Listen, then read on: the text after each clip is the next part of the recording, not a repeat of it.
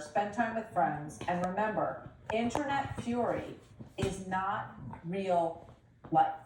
Mm-hmm.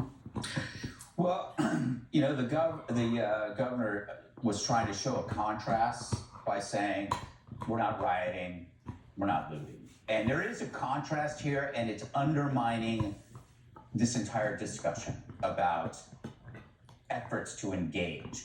Charlie was killed for what he said.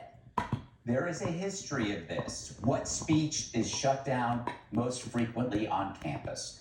Conservative speakers. Who gets targeted at events? Conservatives. So within this opposition bubble, it's not really about the ideas. It's the belief that you shall not be heard.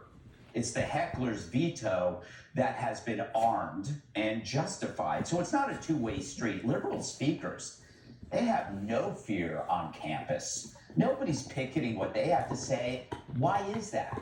It's because no one calls them fascists. Cause, meet, effect. The word was fascist. Something that we get called a lot. It's the persuasive drumbeat of repetition. The persuasive drumbeat of repetition that hypnotizes the many and energizes the few. It's a word, fascism, that has been officially sanctioned by the media democrat industrial complex. Evidence of conversations with the killer show that he lived in a bubble where that was his oxygen. The killer exposed what Charlie was doing when he would come to campuses, trying to show them that their ideas were not their own, that you are not thinking for yourself. In a way, I mean, we keep hearing, we've been hearing about the baby Hitler question, like, if you had the opportunity, would you kill baby Hitler? Well, the bubble that this guy lived in had him convinced that's what he was doing, that he would be heroic. Let's face it, if Charlie hadn't been killed, in 10, 15, 20 years, he would have been president. He had the talent stack, no question. That office was for him.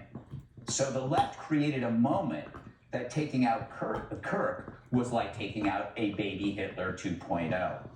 I've said this on the show over the years that when you brand someone a Nazi or a fascist, you put everything on the table to stop them.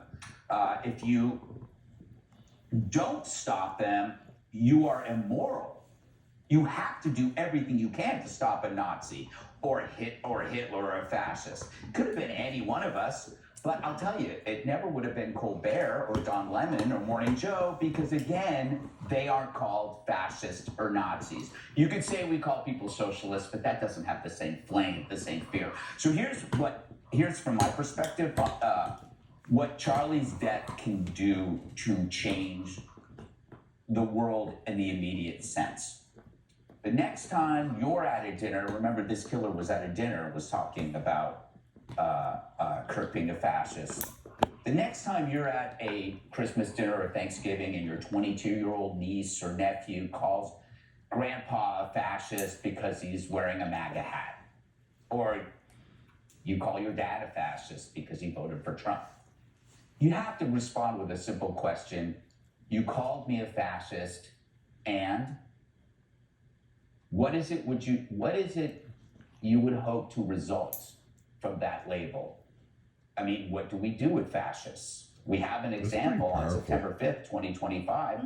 They acted on what they perceive to be a fascist. Do you want your grandfather to die? Do you want me to die? What is your intention when you call somebody a fascist? So what that does is you force people to do what Charlie was trying to do. Force them to think and not to recite. Because right now, in this hypnotic world of repetition, they are simply reciting things. They are not thinking. They are not thinking. They're a product of brainwash. So this is a moment where you can show people where labeling ends up. Well said. All right, we're going to take a quick